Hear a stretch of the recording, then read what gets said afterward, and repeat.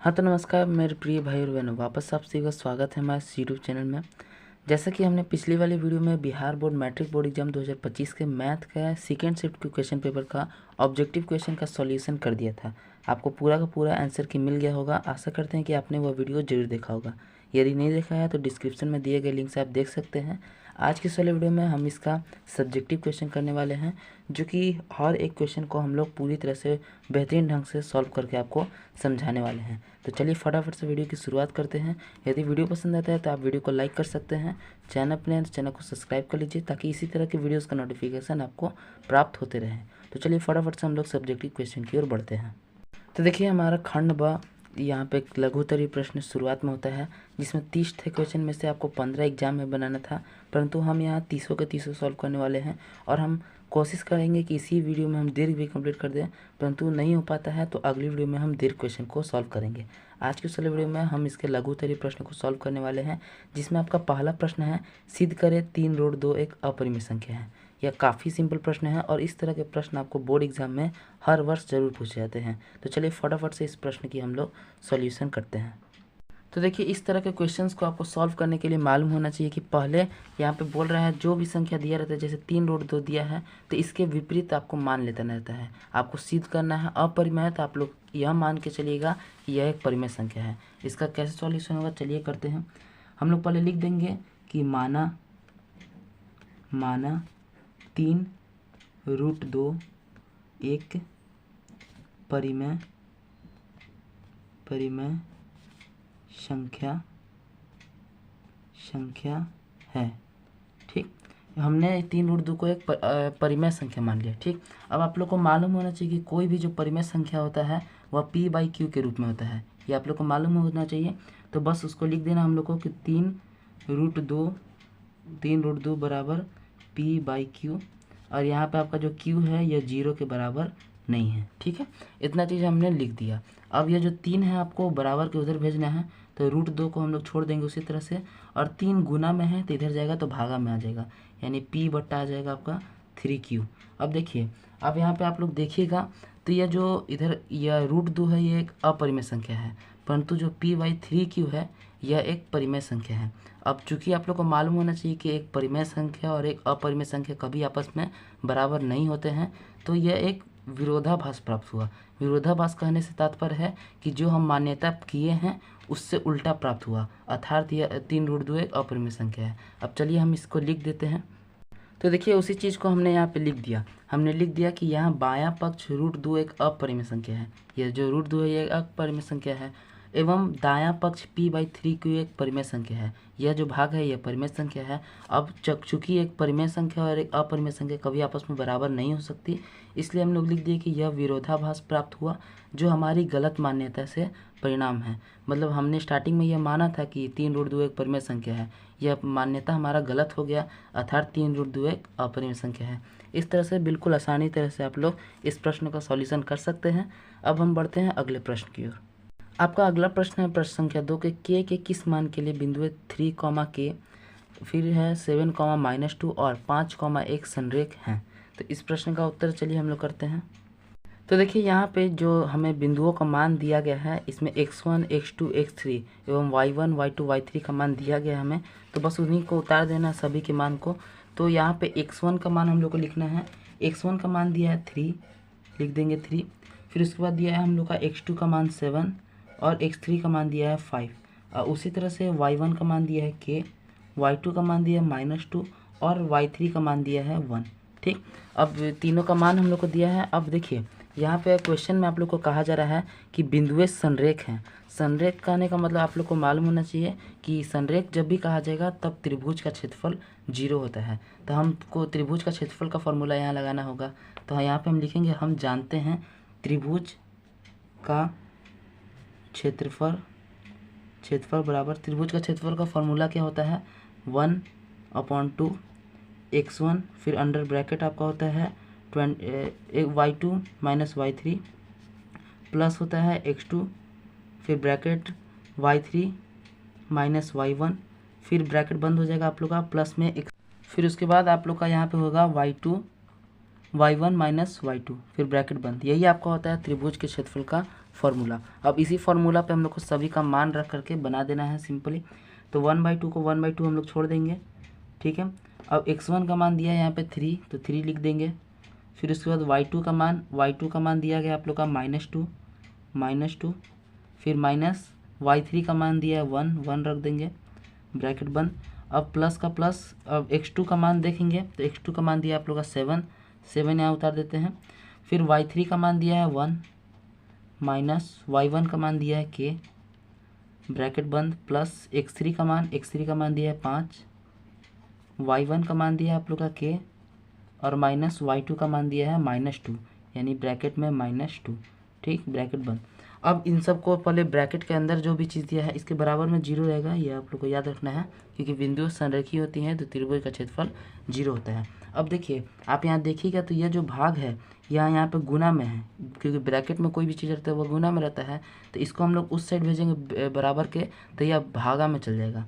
तो इसको काम करते हैं, पहले इसको उधर बराबर के उधर भेज देते हैं और ब्रैकेट के अंदर का भी काम कर लिया जाए। 3 इंटू यह -2 है और -1 है तो माइनस माइनस प्लस हो जाएगा, और माइनस का चिन्ह बड़ा है तो 2 1 3 हो जाएगा, प्लस। अब 7 का गुना आपको इससे भी करना है और इससे भी करना है, तो 7 का गुना 1 से करिएगा तो 7 आएगा, और 7 का गुना माइनस के से करिएगा तो -7 के आएगा।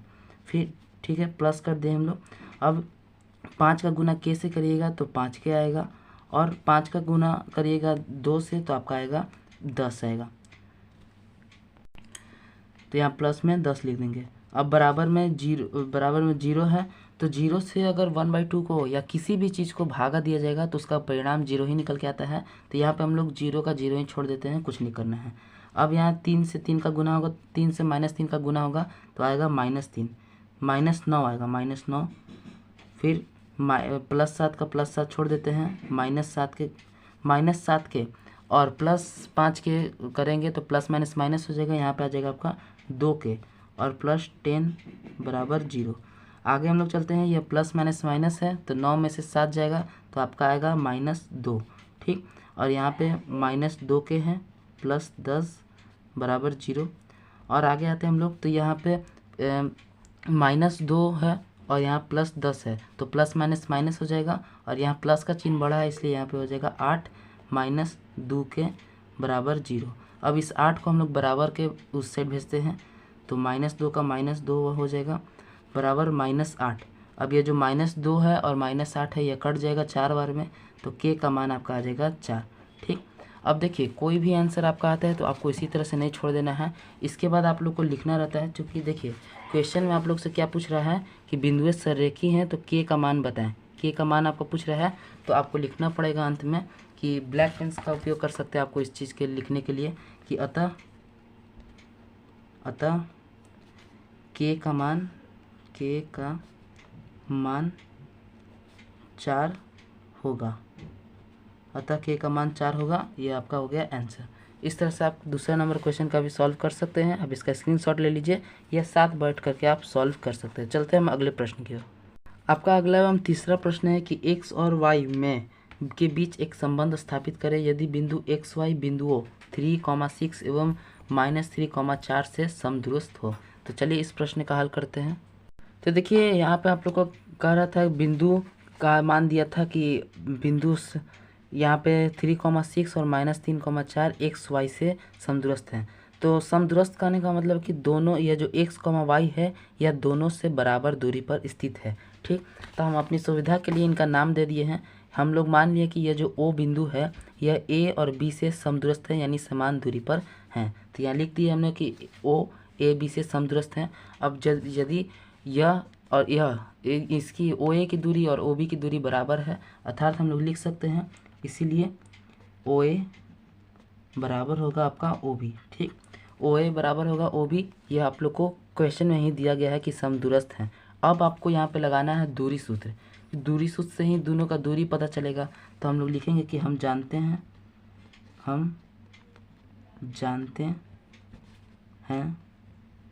दूरी सूत्र बराबर, आपका दूरी सूत्र का फॉर्मूला क्या होता है, अंडर रूट में हो जाएगा, अंडर रूट में x2 माइनस x1 का whole square plus y2 minus y1 का होल स्क्वायर। अब देखिए जब OA बराबर है OB के तो हम लोग दोनों को साथ में लेकर के चलते हैं, इससे आसानी होगी। तो देखिए एक साइड में हम लोग लेंगे OA की दूरी, तो OA यहाँ पे O और A यहाँ पे है, ठीक। तो इसका अंडर रूट में डालेंगे, पहले अंडर रूट में पहले x2 का मान देखिए, तो OA में x2 का मान होगा, x2 का मान होगा x, क्योंकि x2 यही है, O और A का बात हो रहा है। तो x2 का मान आप 3 भी ले सकते हैं, x भी ले सकते हैं, हम लोग कोई भी लेते हैं, x ले लेते हैं। x माइनस x1 का मान ले लेते हैं हम लोग 3 का होल स्क्वायर प्लस में आपका y2, तो y2 होगा y माइनस 6 का होल स्क्वायर, ठीक है। अब बराबर में आप लोग का है OB, तो OB को भी हम बराबर में ले लेते हैं। इसमें x1 का मान x ही रहेगा, माइनस x2 का मान हो जाएगा -3, तो माइनस माइनस प्लस हो जाएगा, तो हम प्लस में 3 का स्क्वायर कर देंगे, प्लस y1 का मान y लिख देते हैं, और y माफ़ करिएगा यहाँ पे y माइनस 4 का होल स्क्वायर, ठीक। अब देखिए हम लोग को यह जो रूट का तो कोई काम है नहीं, तो रूट को हम लोग डायरेक्ट कटा भी सकते हैं, वरना आप लिख सकते हैं दोनों तरफ वर्क करने पर आप लिख दीजिएगा तो अपने आप ये हट जाएगा, ठीक। अब देखिए यहाँ पे आप देखिएगा तो a माइनस बी का होल स्क्वायर का फॉर्मूला पे बैठ रहा है, तो उस फॉर्मूला को यहाँ पे लगा देना है, a माइनस बी का होल स्क्वायर। a है आपका x square, a square plus 3 का स्क्वायर माइनस 2ab, यही होता है आपका a square plus b square का फॉर्मूला। और प्लस में यहाँ भी वही चीज़ है, a square minus b square का फॉर्मूला लगाना है, तो a square plus b square minus 2ab, ठीक।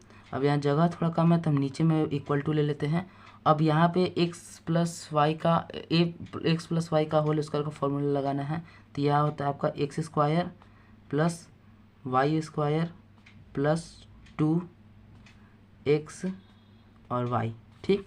प्लस में यहाँ पे a माइनस बी का होल स्क्वायर का फॉर्मूला लगाना है, तो a square plus b square minus 2ab। अब फटाफट से सबको हम लोग वर्गमूल निकाल लेते हैं। एक्स स्क्वायर का x square same to same वही रहेगा, इसमें कोई छेड़छाड़ नहीं करना है। 3 का वर्ग होगा आपका 9 minus 3 3 6x plus y square का वाई स्क्वायर छोड़ देते हैं, प्लस 6 का स्क्वायर हो जाएगा आपका 36 प्लस 36 माइनस 6 दूनी 12y बराबर में अब चलते हैं। बराबर में एक्स स्क्वायर का एक्स स्क्वायर रहेगा, कोई मतलब नहीं है। प्लस में 3 का वर्ग होगा 9 plus 3 3 6x plus y square का वाई स्क्वायर छोड़ देते हैं, 4 का वर्ग होगा 16 और माइनस 8y। अब देखिए जो कटने वाला चीज़ है हम उसको कटा देंगे, तो यहाँ पे देखिएगा तो आपका एक्स स्क्वायर कट जाएगा एक्स स्क्वायर से, और ये जो वाई स्क्वायर है यह भी कट जाएगा वाई स्क्वायर से, और कटने वाला चीज़ है ये 9 से 9 कट जाएगा आपका।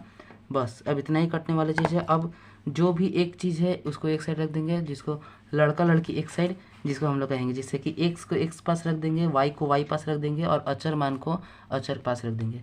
तो -6x को -6x लिख सकते हैं। अब यहाँ पे देखिएगा तो यहाँ +6 है, तो ये बराबर किधर आएगा, तो यह भी -6x हो जाएगा, -6x। अब उसके बाद +36 लिखते हैं, +36। अचर मान इधर देखिएगा तो इधर अचर मान 16 है, तो यहाँ पे -16 हो जाएगा इधर आके, माइनस 12y को 12y लिख देते हैं, और इधर माइनस में 8y है, इधर आके प्लस में हो जाएगा 8y बराबर 0, ठीक। अब यह माइनस माइनस प्लस हो जाएगा, माइनस का चिन्ह बड़ा है, 12x प्लस 36 में से 16 जाएगा तो आपका आएगा 20 माइनस प्लस माइनस माइनस हो जाएगा, तो 8 4 12 4y बराबर 0। अब देखिए इसमें से आपको कॉमन क्या निकलना है, सबसे बड़ा अंक। तो देखिए कि 4 के टेबल में 12 भी आता है, 20 भी आता है और 4 भी आता है, तो हम यहाँ पे -4 कॉमन लेते हैं, क्योंकि यहाँ माइनस है इसलिए -4 कॉमन लेते हैं। तो यहाँ आएगा 3x माइनस 5 प्लस y बराबर 0, ठीक। अब ये जो आपका गुना में है ये -4, इसको भेजेंगे इधर बराबर के उधर, तो ये चल जाएगा भागा में, तो 3x माइनस 5 प्लस y बराबर 0/4 आएगा, जो कि आपका 0 ही हो जाएगा, इससे कोई आपको मतलब है नहीं, ठीक। अब ये जो इसको पहले लिख लेते हैं हम लोग एक टिप और, 3x माइनस 5 प्लस y बराबर 0। अब इस -5 को आप लोग को -5 को बराबर के उस साइड भेजना है, तो 3x + y बराबर 5, और यही आपका संबंध स्थापित हो गया। आपको एक संबंध स्थापित करना था, जो कि आपका यही आंसर निकल के आ जाएगा। क्वेश्चन में आपका पूछ रहा था कि x और y में ऐसा संबंध स्थापित करें। संबंध करने का मतलब कि ऐसा समीकरण लिखना है जिसमें x और y दोनों आए। तो आपका यह संबंध ज्ञात हो गया, 3x + y बराबर 5, यही आपका आंसर हो जाएगा। बढ़ते हैं हम अगले प्रश्न की ओर। आपका अगला क्वेश्चन नंबर 4 है कि ABC में DE समांतर है BC है। यदि DE बराबर 3 सेंटीमीटर, BC बराबर 6 सेंटीमीटर और ADE का क्षेत्रफल 15 सेंटीमीटर स्क्वायर है, तो ABE का क्षेत्रफल ज्ञात करें। तो चलिए क्वेश्चन के अनुसार आपको फिगर पहले बना लेना है। तो यहाँ पे हमने क्वेश्चन के अनुसार एक फिगर बना लिया है। क्वेश्चन में आप लोग को कह रहा था त्रिभुज ADE आप लोग को बनाना है। त्रिभुज ADE हमने बना लिया, जिसमें DE को समांतर BC के रखना है। तो यहाँ पे ABC बना के हम लोग DE को समांतर BC रख दिया है। उसके बाद DE का मान 3 दिया गया है, DE का मान 3 लिखा है। BC का मान 6 दिया गया है, BC का मान 6 लिखा है। और ADE का क्षेत्रफल 15 सेंटीमीटर स्क्वायर दिया है। आपको ABC यानी पूरे त्रिभुज का क्षेत्रफल ज्ञात करना है। तो देखिए, आप लोग को मालूम होना चाहिए कि एक ही जब त्रिभुज में जब दो त्रिभुज बने रहते हैं और एक भुजा उनकी बराबर होती हैं, तब वह त्रिभुज आपस में समरूप होते हैं। इसमें आप देख सकते हैं कैसे होते हैं। तो देखिए, एक भुजा तो इसका अनुपात में है। अब यह जो कोण है, यह वाला कोण इस कोण से समांतर होगा, इस कोण के बराबर होगा। वह क्यों होगा? क्योंकि एक ही ओर के समांतर कोण है। और यह जो कोण आपका है, यह इस कोण के बराबर होगा। जब दो कोण किसी त्रिभुज के बराबर होते हैं तो वह त्रिभुज समरूप होते हैं, ये आपको मालूम होना चाहिए। तो यहाँ पे हम लोग डायरेक्ट लिखेंगे, चूँकि त्रिभुज ADE यानी ये जो छोटा वाला त्रिभुज है, यह समरूप है त्रिभुज बड़े वाले त्रिभुज की, यानी ABC। यदि यह दोनों त्रिभुज समरूप हैं, तो आप लोग को मालूम होना चाहिए कि यदि जो दो त्रिभुज जब समरूप होते हैं तो उनकी संगत भुजाओं का वर्ग आपस में समान अनुपात में होता है। तो आप लोग लिखेगा, इसीलिए एरिया था क्षेत्रफल त्रिभुज ADE बट्टे एरिया क्षेत्रफल ABC बराबर होगा, इसकी भुजा हम लोग ले लेते हैं DE बट्टे BC का वर्ग। ये आप लोग को फार्मूला है, यह एक कॉन्सेप्ट है, आप लोग को मालूम होना चाहिए कि यदि जो त्रिभुज समरूप होते हैं तो उनकी संगत भुजाओं का वर्ग उनके क्षेत्रफल के अनुपात के बराबर होता है। अब आपको त्रिभुज ADE का क्षेत्रफल तो दिया गया है 15 सेंटीमीटर स्क्वायर, तो हम लोग यहाँ पे 15 लिख देते हैं। बट्टे में ABC का क्षेत्रफल आप लोग को ज्ञात करना है, तो हम लोग एरिया ABC को ही इसी तरह से छोड़ देते हैं। बराबर में DE का मान आप लोग को दिया गया है 3 बट्टे BC का मान दिया है 6, और यह है आपका स्क्वायर में। ठीक है, अब बढ़ते हैं हम नीचे। 15 का इस भाग को आपको सेम टू सेम उतार देना है, इसमें कुछ भी चीज़ नहीं करना है। एरिया ABC बराबर, अब 3 का वर्ग होगा आपका 9 और 6 का वर्ग होगा 36। या फिर आप इतना ना करते हुए सिंपली आप यहीं पे कटा देंगे, 1/2 कर देंगे। एक 3 के टेबल में 6 2 बार में आता है, तो हम 1 और 2 का वर्ग करेंगे तो यह आपका 1/4 रहेगा। ठीक, यहीं पे हम कटा दिए हैं, शुरू में कटाने का थोड़ा मिस्टेक हो गया, तो इसको 3 और 6 को कटा दिए 1 और 2 बार में, क्योंकि 3 के टेबल में 6 2 बार में आता है। अब 1 का वर्ग तो 1 ही रहेगा, तो 1 छोड़ दिए हम लोग, और 2 का वर्ग आपका 4 होता है, तो 4 हम लोग लिख दिया। अब क्रॉस मल्टीप्लिकेशन करते हैं, यानी कि तिरछी गुणा, तो यह 15 का गुना होगा 4 से, 15 गुने 4 बराबर आपका एरिया ABC का गुना होगा A से। एरिया ABC का गुना 1 से करिएगा तो वही चीज़ आएगा, लेकिन लिख देते हैं हम लोग। अब 15 गुना 4 होगा, 15 चौके 60 बराबर एरिया ABC। अब आपको एरिया ABC ज्ञात करना था, यानी क्षेत्रफल ज्ञात करना था, जो कि आपका 60 सेंटीमीटर स्क्वायर आ गया। आपको लिख देना है, अतः त्रिभुज ABC का क्षेत्रफल 60 सेंटीमीटर स्क्वायर होगा। यही आपका आ गया आंसर। तो इस तरह से आपका क्वेश्चन नंबर 4 का भी हल निकल गया। अब बढ़ते हैं हम अगले प्रश्न की ओर। आपका अगला प्रश्न है कि सिद्ध करें बिंदुए 5, -2, 6, 4 और 7, -2 एक समद्विबाहु त्रिभुज के शीर्ष हैं। तो अब देखिए, इसमें भी आपको दूरी सूत्र लगाना है और उसके बाद देखना है कि यदि दो भुजाएं आपस में बराबर होंगी तो वह समद्विबाहु होगा। चलिए इसका भी हम लोग हल करते हैं। तो देखिए सिंपली आपको इसमें करना क्या है, त्रिभुज है, अगर 3 थे तो आपका दिया गया कि ये त्रिभुज का शीर्ष है। अब आपको बतलाना है कि ये समद्विबाहु त्रिभुज का शीर्ष है कि नहीं। अब सिंपली आपको करना क्या होगा कि AB का दूरी निकालना होगा, BC का दूरी निकालना होगा और AC का दूरी निकालना होगा। तीनों का दूरी निकालने के बाद आपको देखना होगा कि इनमें से किसी दो का दूरी आपस में बराबर होता है तो वह समद्विबाहु त्रिभुज होगा। तो अब सिंपल यहाँ पे हम लोग लिख देंगे त्रिभुज ABC में दूरी सूत्र से। दूरी सूत्र क्या कहता है आपको हमने जस्ट बताया था, दूरी सूत्र कहता है x2 माइनस x1 का होल स्क्वायर करिए आप, प्लस में y2 माइनस y1 का होल स्क्वायर करिए। ठीक है, अब देखिए पहले AB का हम लोग दूरी निकालेंगे, फिर BC का निकालेंगे और फिर उसके बाद AC का दूरी निकालेंगे। सब में वही फॉर्मेट करना है। चलिए फटाफट से हम लोग निकालना शुरू करते हैं। तो देखिए सबसे पहले हम लोग AB में लिखेंगे, तो लिखेंगे AB बराबर अंडर रूट में। अब फार्मूला हमने आगे ही लिख दिया था, फार्मूला हर बार लिखने की आवश्यकता नहीं है, डायरेक्ट हम लोग मान रखते हैं। तो x2 का मान यहाँ पे 6 है, 6 लिखते हैं, माइनस x1 का मान है 5, तो x1 का मान 5 लिख देंगे।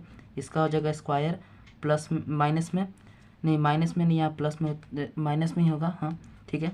उसके बाद फिर y2 का मान 4 है, और फिर उसके बाद आपका y1 का मान है -2, तो माइनस माइनस प्लस हो जाएगा 2 का होल स्क्वायर, बराबर में अंडर रूट में ही रहेगा यह।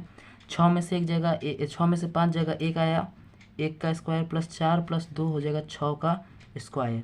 ठीक, बराबर में 1 का स्क्वायर 1 ही हो जाएगा, प्लस 6 का स्क्वायर 36 होगा, बराबर हो जाएगा अंडर रूट में 37। अब इसको इतना ही पे आप लोग को छोड़ देना है। अब आगे हम लोग चलते हैं, अगला AB के बाद अब हम लोग देखेंगे BC में। BC बराबर अंडर रूट में x2 का मान देखेंगे BC में। x2 का मान है 7, माइनस x1 का मान है 6 का स्क्वायर, प्लस y2 का मान है -2 और y1 का मान है 4, -2 -4 का स्क्वायर, बराबर में अंडर रूट का अंडर रूट रहेगा।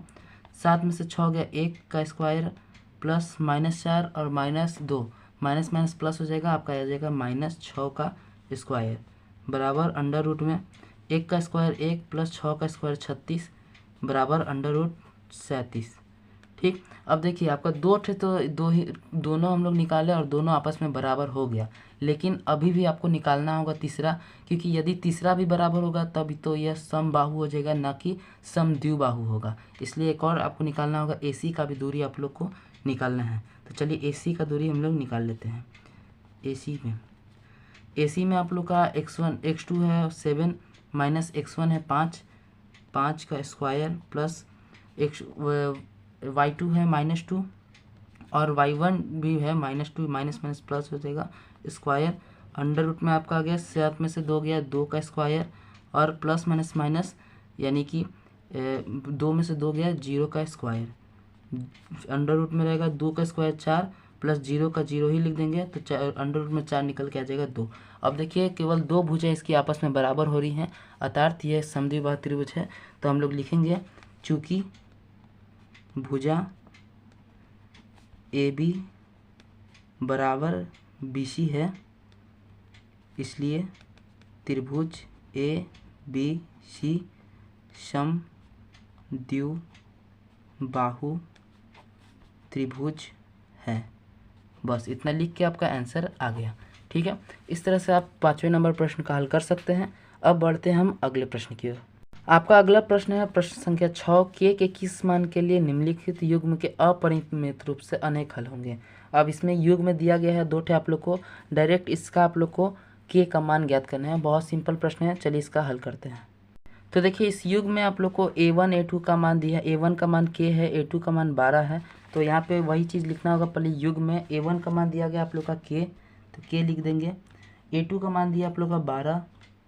फिर हम बात करते हैं B1 B2, तो यहाँ देखिएगा B1 का मान दिया है 2 और B2 का मान भी दिया है k, तो B1 का मान दिया है 3 और B2 का मान दिया है k। उसके बाद बात करते हैं हम आगे C1 का मान दिया है -k -3 और C2 का मान दिया है -k, तो यहाँ लिख देंगे हम -k -3 और C2 का मान दिया आप लोग का -k। अब देखिए, अब यह जो समीकरण है आप लोग को इसमें कहा रहा है अपरिमित रूप से अनेक हल है। क्या कह रहा है कि युग्म के अपरिमित रूप से अनेक हल है। अब अपरिमित रूप से अनेक हल कब होता है आपको मालूम होना चाहिए, जब A1 बट्टा A2 बराबर होता है B1 बट्टा B2 और बराबर होता है C1 बट्टा C2 के। यह होता है तभी जाके अपरिमित रूप से अनेक हल होते हैं। तब यहाँ पे हम लोग लिखेंगे तुलना करने पर, यानी तीनों रेखाओं को हम लोग को तुलना करना है। तुलना करने पर अब क्वेश्चन में दिया गया है कि अपरिमित रूप से अनेक हल है, यानी A1/A2 बराबर होगा B1/B2 और बराबर होगा C1/C2। तो हम लोग पहले इन्हीं दोनों को लेंगे तो हमारा K का मान निकल के आ जाएगा। तो A1 का मान है K/A2 का मान है 12, वरना यहाँ पे आप लिख भी सकते हैं कि A1/A2 बराबर B1/B2 और बराबर है C1/C2। यह आप लोग को क्या है दिया गया है, यह आप लिख सकते हैं।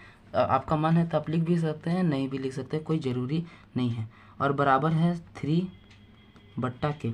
अब हम C1 नहीं लेते क्योंकि हमारा इतना ही में K का मान निकल के आ जाएगा, तो कोई ज़रूरत नहीं है हमको आगे लेने का। अब इसका क्रॉस मल्टीप्लिकेशन करेंगे, यानी तिरछा तिरछी गुना। तो K का गुना K से करिएगा तो आपका आएगा K²।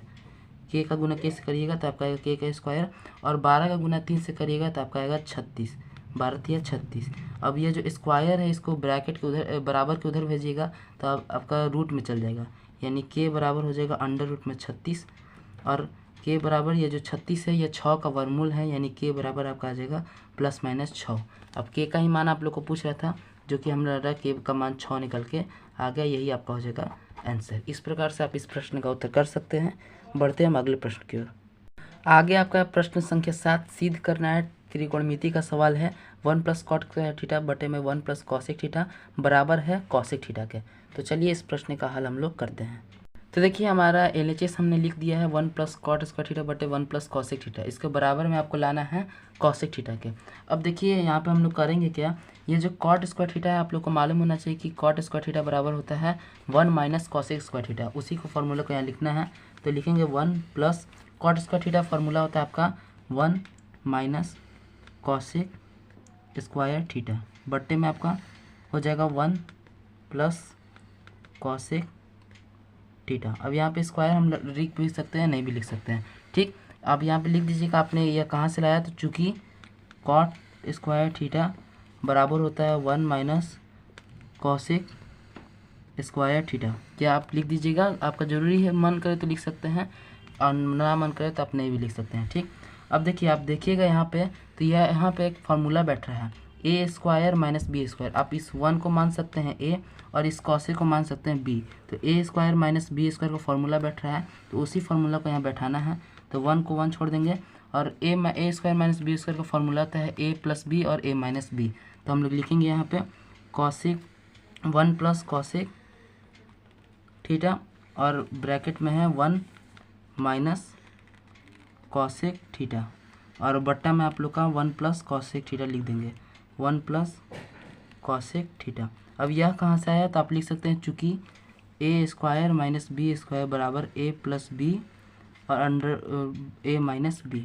ये आपका फॉर्मूला आप साइड में लिख सकते हैं। अब आप देखिएगा यहाँ पे, तो 1 + cosec थीटा और 1 + cosec थीटा आपस में कट जाएगा, तो इसको हम लोग कटा देंगे, ठीक है। अब उसके बाद हम लोग चलते हैं आगे, जो बचा कुछ चीज़ है उसको लिख देते हैं। तो यहाँ 1 है, 1 + cosec थीटा -1। अब यहाँ +1 है या -1 है तो ये कट जाएगा आपस में, आपका बच के निकल के आ जाएगा cosec थीटा और यही आपका RHS हो जाएगा। आपको LHS को RHS के बराबर सिद्ध करना था, आपको सिद्ध करना था क्वेश्चन में कि 1 + cot² थीटा और बटा में है 1 + cosec थीटा बराबर है cosec थीटा के। तो हम लोग बराबर में cosec थीटा को ला दिया, आपका आंसर निकल के आगे बढ़ते हैं हम अगले प्रश्न की ओर। आपका अगला प्रश्न है 8वां नंबर पर, सिद्ध करें sin 40 डिग्री + sin 45 डिग्री बराबर है cos 15 डिग्री और प्लस cos 50 डिग्री। काफ़ी सिंपल प्रश्न है इसमें, चलिए इस प्रश्न का हल करते हैं। तो देखिए यहाँ पे हमने LHS उतार लिया, sin 40 डिग्री और sin 75 डिग्री। कुछ नहीं करना है, बहुत सिंपल क्वेश्चन है।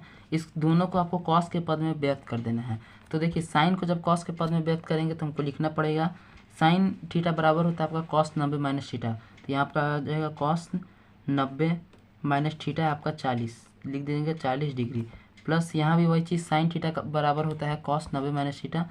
cos 90 - थीटा का मान है 75 डिग्री, 75 डिग्री। अब यहाँ पे आप लिख सकते हैं साइड में, चूँकि sin थीटा बराबर होता है cos 90 - थीटा के, या आप लिख सकते हैं। इसको लिखने से यदि आप एग्ज़ाम में लिखते हैं तो एग्जामिनर पे ज़्यादा प्रभाव पड़ता है और वह अच्छा नंबर आपको मिलता है। ठीक, अब देखिए आपको करना कुछ नहीं है। 90 में से 40 घटाइएगा तो आपका आएगा 50, तो कॉस 50 डिग्री।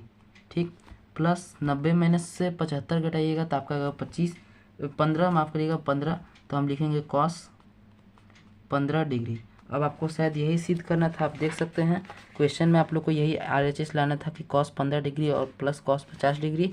वही चीज़ यहाँ पे है कि वो उल्टा, आप इसे उल्टा करके भी लिख सकते हैं आप लोग cos 15 degree plus cos 50 degree. बात वही है, आप यहाँ पे RHS डाल सकते हैं और यही आपका आंसर निकल के आ जाएगा। काफ़ी सिंपल था, इसी तरह से सिद्ध करना था।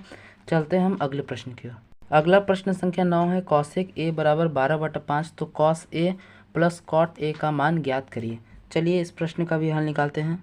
तो देखिए आप लोग क्वेश्चन जो दिया हम लिख लिए हैं। कॉसेक का मान दिया आपको 12/5। अब चूंकि आप लोग को मालूम होना चाहिए कि कॉसेक का फॉर्मूला होता है कर्ण बटा में लंब, यह होता है कॉसेक का फॉर्मूला। ठीक, तो कर्ण का मान आप लोग को दिया है 5, तो हम कर्ण का मान दिया है 12, तो हम लोग लिख देंगे 12, और लंब का मान दिया है 5। बचा आधार का मान, तो इसको पाइथागोरस प्रमेय से हम लोग निकालेंगे। पाइथागोरस प्रमेय क्या कहता है, आधार स्क्वायर बराबर होता है कर्ण स्क्वायर माइनस लंब स्क्वायर। कर्ण है आपका 12 का स्क्वायर होगा आपका 144, माइनस लंब है आपका 5 का स्क्वायर होगा आपका 25। इसको जब आप घटाइएगा तो आपका आएगा 144 में से जब आप 25 को घटाइएगा तो आपका आएगा 119। यही आपका हो जाएगा लंब। अब आपको क्या ज्ञात करना है वह चीज़ को यहाँ पे लिखना होगा। तो देखिए आप लोगों को ज्ञात क्या करना है, कॉसेक ए का मान। तो देखिए कॉसेक का मान क्या होता है आपका आधार बटा कर्ण होता है आपका। तो आधार का मान दिया √ में 119 बटा कर्ण का मान दिया है 12, और यही आपका हो जाएगा आंसर कॉसेक ए का। अब उसके बाद कॉट ए का मान होता है आपका आधार बटा लंब। तो आधार है आपका 119 हमने निकाला है अभी, और लंब का मान आपको 5 दिया है, और यही आपका यहाँ पे निकल के आ जाएगा आंसर। आप लोग इस तरह से आंसर लिख सकते हैं। चलिए अब बढ़ते हैं हम अगले प्रश्न की ओर। अगला 10वां नंबर प्रश्न है कि द्विघात सूत्र का प्रयोग करके समीकरण x² - 3x + 10 = 0 के मूल ज्ञात करिए। सिंपली आपको यहाँ पे द्विघात सूत्र लगाना है। चलिए फटाफट से हम लोग इसका भी हल करते हैं। तो देखिए पहले हम लोग को लिख लेना होगा कि क्वेश्चन में आप लोग को क्या क्या दिया गया है। तो देखिए यहाँ पे आपका a का मान क्या दिया है उसको लिखना होगा। तो a का मान कुछ नहीं दिया है तो 1 होगा, तो हम लोग 1 लिख देंगे। फिर उसके बाद b का मान देखें हम लोग, तो b का मान दिया आपका -3, तो -3 लिख देंगे। और उसके बाद बात करते हैं हम लोग c के मान की। तो c का मान दिया आपका 1, तो c का मान भी हम लोग देखेंगे 1। अब आपको द्विघात सूत्र से चूंकि कह रहा है कि ज्ञात करना है, इसलिए द्विघात सूत्र आप लोगों का क्या होता है -b प्लस माइनस √ में b² - 4ac, ये होता है द्विघात सूत्र, बट्टे में 2a होता है। अब इसी सूत्र पे आपको सभी का मान रख देना है। b का मान कितना है आपका -3, तो माइनस का -3 प्लस माइनस √ में आपका b का मान -3 है, -3 का स्क्वायर -4, a का मान है 1 और c का भी मान है 1, 4ac बट्टे 2 × a का मान है आप लोग का है 1। ठीक, अब यहाँ पे माइनस माइनस हो जाएगा 3 प्लस में 3 हो जाएगा, तो यहाँ 3 का 3 लिख देंगे, प्लस माइनस माइनस √ में 3 का स्क्वायर हो जाएगा। अब 3 का स्क्वायर हो जाएगा 9, तो 3 का स्क्वायर लिख देंगे 9, माइनस 4 को 1 से गुना करेंगे तो 4 ही आएगा, तो 4 का 4 लिख देंगे, बट्टे में आपका 2 हो जाएगा। ठीक, अब बराबर करेंगे हम लोग, तो 3 प्लस माइनस √ में 9 में से 4 गया आएगा 5, बट्टे में 2। ठीक, अब इसके बाद तो ये वर्गमूल से 5 निकलेगा नहीं, तो इसी तरह से हो जाएगा। अब एक बार आपको प्लस लेना है, एक बार माइनस लेना है। तो अल्फ़ा में आप लोग को मालूम होना चाहिए प्लस लेना चाहिए, तो 3 + √5/2 ये हो जाएगा आपका आंसर। फिर उसके बाद बीटा का बात करें तो बीटा में आप लोग को माइनस लेना चाहिए, तो 3 - √5/2, और ये हो जाएगा आपका आंसर। यही आपका मूल 2 ठे ज्ञात हो गया। द्विघात समीकरण में आप लोग का 2 मूल होता है, दोनों मूल आप लोग का यहाँ पे ज्ञात हो गया। इस तरह से आप इस प्रश्न का हल कर सकते हैं। बढ़ते हैं हम अगले प्रश्न की ओर।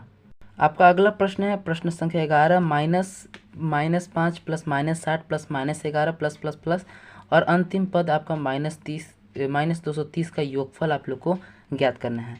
यह समांतर श्रेणी का क्वेश्चन है। चलिए इसको हल करते हैं। अब तो देखिए एपी का क्वेश्चन है, समांतर श्रेणी का क्वेश्चन है, तो इसमें सभी मानों को आपको लिखना पड़ेगा। यहाँ ए का मान देखेंगे हम लोग, ए का मान बोले तो प्रथम पद -5 दिया है, तो -5 लिख देंगे हम लोग। और आप देखिएगा डी का मान, तो डी का मान होता है आपका A2 माइनस A1। A2 या अर्थात -8 में से -5 को आपको घटाना है। तो ये हम लोग लिखेंगे -8 -5। अब माइनस का माइनस कट जाएगा तो ये आपका डायरेक्ट आ जाएगा -3, इसका डी निकल के। ठीक, -3 आ गया। अब an अर्थात अंतिमवा पद यहाँ पे हम लोग देखेंगे तो अंतिमवा पद दिया है -230, -230। ठीक, और एसएन हम लोग को ज्ञात करना है। तो देखिए एसएन ज्ञात करने के लिए आपको एन पता होना चाहिए और यहाँ पे एन नहीं दिया है, तो पहले हम लोग को एन ज्ञात करना होगा। और एन ज्ञात करने के लिए आपको एन का फॉर्मूला लगाना होगा। तो चूँकि हम लोग लिखेंगे एन बराबर a plus n minus 1 into 2 d. N का फॉर्मूला होता है ये। एन का मान दिया है -230, तो -230 हम लोग लिख देंगे, बराबर ए का मान दिया है -5 लिख देंगे। एन का मान हम लोग को नहीं मालूम है तो उसी तरह से छोड़ देंगे n-1, और डी का मान दिया है -3। ठीक, और उसके बाद आगे हम लोग बढ़ते हैं। यह जो -5 इधर प्लस माइनस में है, इधर आएगा तो प्लस में हो जाएगा। तो -230 + 5 बराबर -1 इंटू में डी। ठीक है, अब देखिए इधर प्लस माइनस माइनस हो जाएगा, तो माइनस का चिन्ह बड़ा रहेगा तो 225 आ जाएगा, बराबर में आपका n-1 और -3। ठीक, अब ये जो -225 है यह -3 से जाएगा 75 बार में, 75 बार में चल जाएगा 75। और ये जो -1 माइनस में है इधर आएगा तो प्लस में हो जाएगा, +1 बराबर n। तो 75 में से 1 जोड़ाएंगे तो n का मान यहाँ पे आप लोग का 75 1 76 निकल के आ जाएगा। तो इस प्रकार से n का मान निकल के आ गया। अब आप लोग को ज्ञात करना है एस एन का मान। तो अब चूंकि आप लोग को एस एन का फॉर्मूला पता होना चाहिए, एस एन बराबर होता है n/2 a plus A N. ठीक है, a प्लस ए एन। अब n का मान हमने 76 निकाला, अभी 76 लिख देंगे /2। a का मान यहाँ पे -5 दिया हुआ है, -5 लिख देंगे, प्लस ए एन का मान -230 दिया है, -230 लिख देंगे। अब इसको जल्दी से इक्वेशन सबका करेंगे। तो ये जो 76 है आप लोग का, ये कट जाएगा इसमें 38 बार में और गुना में हो जाएगा। जब प्लस माइनस माइनस हो जाएगा और माइनस माइनस प्लस हो जाएगा तो यहाँ पे आ जाएगा माइनस में 235। अब माइनस में 235 को जब 38 से गुना करिएगा तो आपका निकल के आ जाएगा -8930। और आपका योगफल माइनस में भी आता है, आप यह देख के मत आशंका होइएगा कि माइनस में नहीं आता है। तो यही आपका आंसर निकल के आ जाएगा -8930, यही आपका हो जाएगा आंसर। ठीक है, अब बढ़ते हैं हम फटाफट से अगले प्रश्न की ओर। आपका अगला प्रश्न है प्रश्न संख्या 12 की समांतर श्रेणी इतना और इतना के एनवा पद समान है तो एन का मान ज्ञात करें। चलिए इस प्रश्न का भी हल करते हैं हम लोग। तो देखिए आप लोग का दो पे यहाँ पे 2 ठे एपी दिया गया है, तो पहले एपी का सब मान लिखना होगा। तो इसका ए है 63, तो 63 हम लोग लिख देंगे। और दूसरे वाला का ए देखेंगे तो दूसरे वाला का ए है 3 लिख देंगे। अब देखेंगे पहले वाला का डी, तो इसमें आप देखिएगा तो 63 से 65 से 67, यानी 2 का वृद्धि हो रहा है, यानी डी का मान आपका 2 होगा। और दूसरे वाले में हम डी देखेंगे तो 7 का वृद्धि हो रहा है, 7 3 10 10 7 17, यानी 7 का वृद्धि हो रहा है, तो यहाँ पे 7 लिख देंगे। ठीक, अब देखिए एनवा पद ज्ञात समान कह रहा है, अर्थात एन इसका और बराबर होगा इसका एन। अब चूंकि हम लोग जानते हैं एन का फॉर्मूला होता है a plus n-1 into D, ये आप लोग को फार्मूला पता होना चाहिए।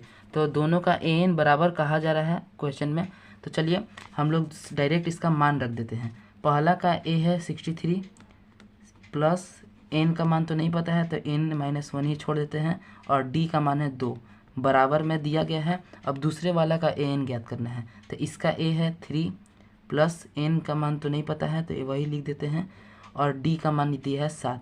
ठीक, अब फटाफट से इसका इक्वेशन करते हैं हम लोग।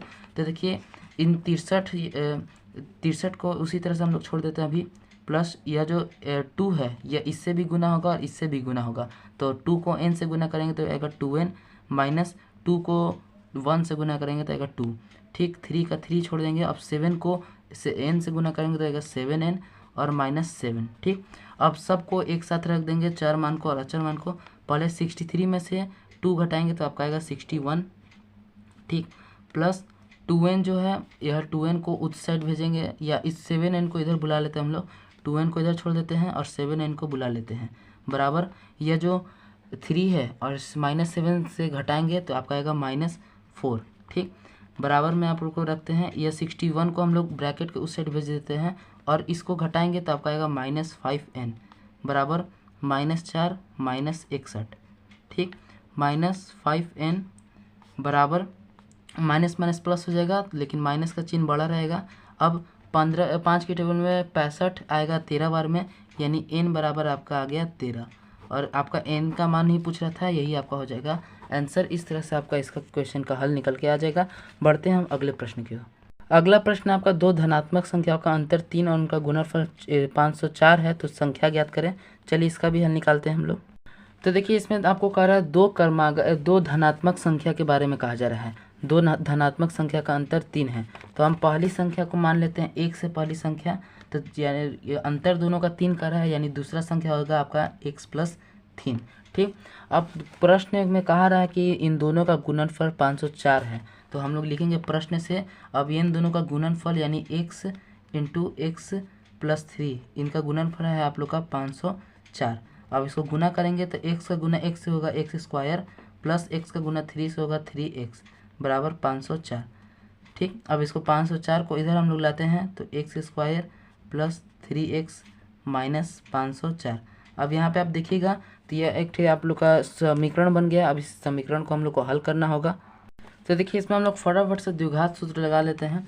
द्विघात सूत्र निकालने के लिए पहले हम लोग को a का मान यहाँ पे 1 दिया गया है, b का मान दिया है 3 और c का मान दिया है -504। अब द्विघात सूत्र आप लोग को होता है, द्विघात सूत्र -b plus minus under root में होता है b² -4ac/2a। ठीक, अब फटाफट से मान रखते हैं। b का मान 3 है तो -3 प्लस माइनस अंडर रूट में b का मान 3 का स्क्वायर माइनस 4 का मान 4 a का मान 1 और c का मान -504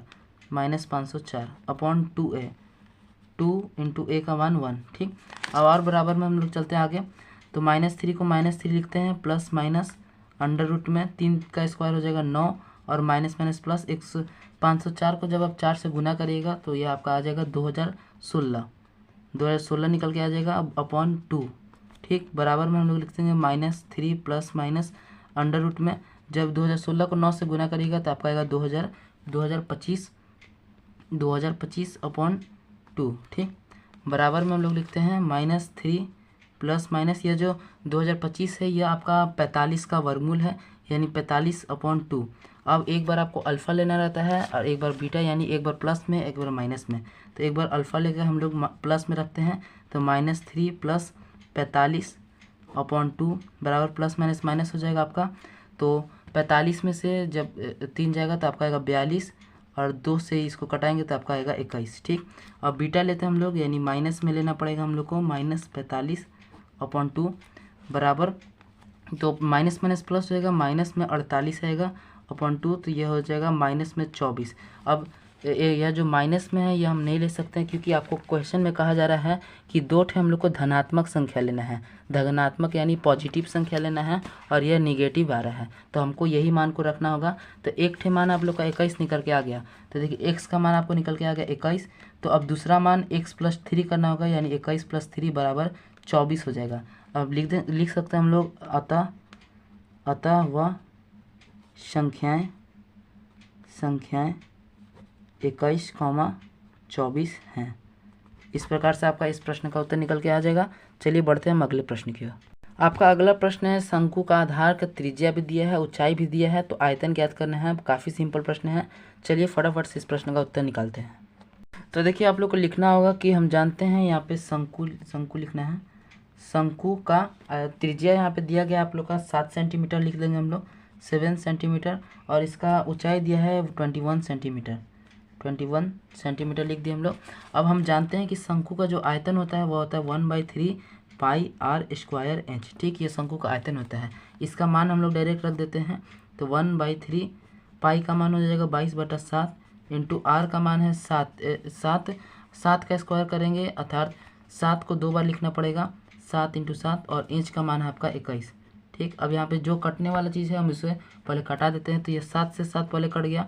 ठीक, और ये जो 3 से यह 21 गया 7 बार में। ठीक, इतना ही कटने वाला चीज़ है, अब कुछ नहीं कटेगा। अब बचा जो है वही चीज़ लिख देते हैं हम लोग 22 इंटू यहाँ 7 बचा है और गुने में 7 बचा है बराबर में 22 इंटू 7 7 49 होगा 49। अब 22 को जब आप 49 से गुना करिएगा तो आपका आएगा 1078 और सेंटीमीटर क्यूब। आपका आयतन हमेशा क्यूब में लिखाता है और यही आपका आंसर निकल के आ जाएगा 178 सेंटीमीटर क्यूब। ठीक है, इस प्रकार से आप इस प्रश्न का उत्तर निकाल सकते हैं। हम बढ़ते हैं अगले प्रश्न की ओर। आपका अगला प्रश्न है प्रश्न संख्या 15 की घड़ी की मिनट की सुई की लंबाई 3.5 सेंटीमीटर है। 35 मिनट में इसके द्वारा तय किया गया क्षेत्रफल ज्ञात करना है। तो चलिए फटाफट से इस प्रश्न का हल निकालते हैं। तो देखिए, यदि आपसे कह रहा है कि घड़ी के मिनट की सुई की लंबाई 3.5 सेंटीमीटर है, अर्थात इसका वृत्त का जो त्रिज्या आपको बताया जा रहा है 3.5 सेंटीमीटर दिया गया है। अब कहा जा रहा है कि 35 मिनट में इसके द्वारा तय किया गया क्षेत्रफल। तो पहले तो हम लोग को क्षेत्रफल ज्ञात करने के लिए थीटा का मान, कोण का मान मालूम होना चाहिए। तो देखिए, 1 मिनट में किसी भी मिनट की सुई द्वारा कितना डिग्री का कोण बनाया जाता है, तो 6 डिग्री का कोण बनाया जाता है। और आपको कह रहा है 35 मिनट का, यानी कि हमको 35 से गुना कर देना होगा, तब थीटा का मान आप लोग का 210 निकल के आ जाएगा, 210 डिग्री। अब आपको त्रिज्या खंड का क्षेत्रफल ज्ञात करना है, तो हम लोग लिख सकते हैं कि त्रिज्या खंड का क्षेत्रफल बराबर थीटा 360 पाई r स्क्वायर, ये आपका फॉर्मूला होता है। थीटा का मान हम लोग 210 अभी निकाल लिया बटे 360, और पाई का मान हम लोग निकालना चाहेंगे, तो पाई का मान होता है आपका 22/7 गुने आर का जो मान है 3.5 है, तो 3.5 का स्क्वायर हम लोग यहाँ पे लिख देंगे। अब जितना कटने वाला चीज़ है उसको हम लोग कटा लेते हैं। तो यह जो 3 के टेबल से 7 बार में जाएगा 21, और 3 के टेबल से 12 बार में जाएगा 21। ठीक, अब यह जो 11 है आपका 22 11 बार में जाएगा, 12 6 बार में जाएगा, इसका आधिया। उसके बाद कुछ कटने वाला तो है नहीं आप लोग का। ठीक, अब 7 इंटू करेंगे हम लोग, 7 से है, इस 7 को हम इस 7 से भी कटा सकते हैं, इतना हम लोग कर सकते हैं। उसके बाद हम लोग लिखेंगे 11 इंटू इस 3.5 का जब आप लोग वर्क करिएगा तो आपका निकल के आएगा 12.25। ठीक, और बट्टे में आप लोग का 6 है। ठीक, अब इसको बराबर हम लोग करते हैं, बराबर जब इस दोनों को आप लोग गुना करिएगा तो आपको निकल के आएगा 134.75 और बट्टे में 6। ठीक, अब देखिए जब पॉइंट में आप गुना कर भागा करिएगा तो सभी कोई का कुछ कुछ अलग अलग भी निकल के आ सकता है। तो हमारा निकल के आया है इसका परिणाम 22.45। अब आपका कुछ 1 या 2 अंकों का अंतर हो सकता है, इसलिए हम लोग यहाँ पे लिख सकते हैं लगभग। ठीक, लगभग सेंटीमीटर स्क्वायर, यही आपका निकल के आ जाएगा। इससे 1 या 2 अंतर आपका आएगा तो उससे कोई मतलब नहीं है, आप लगभग लिख दीजिएगा तो आपका आंसर सही हो जाएगा। तो इस प्रकार से हमने आज की चले वीडियो में 15 प्रश्नों का हल किया है। वीडियो काफ़ी लंबा हो चला है, तो हम लोग सोचते हैं कि अगले वीडियो में इसके 15 प्रश्नों का हल लेकर के आएंगे। आगे का जो 15 प्रश्न है वो काफ़ी सिंपल है, आप देख सकते हैं। ज़्यादा लंबा अगला वाला वीडियो नहीं होने वाला है, इसलिए चैनल को आप लोग सब्सक्राइब कर लीजिए ताकि आपको अगले वीडियो का नोटिफिकेशन प्राप्त हो सके। और वीडियो पसंद आता है तो वीडियो को लाइक करिएगा, चैनल अपने हैं तो चैनल को सब्सक्राइब कर लीजिए। हम मिलते हैं आपसे अगले वीडियो में, और कहीं भी कुछ भी डाउट रहता है तो आप ज़रूर कमेंट करिएगा, हम आपके कमेंट का ज़रूर इंतजार करते रहेंगे। हम मिलते हैं आपसे अगले वीडियो में, तब तक के लिए जय हिंद, जय भारत।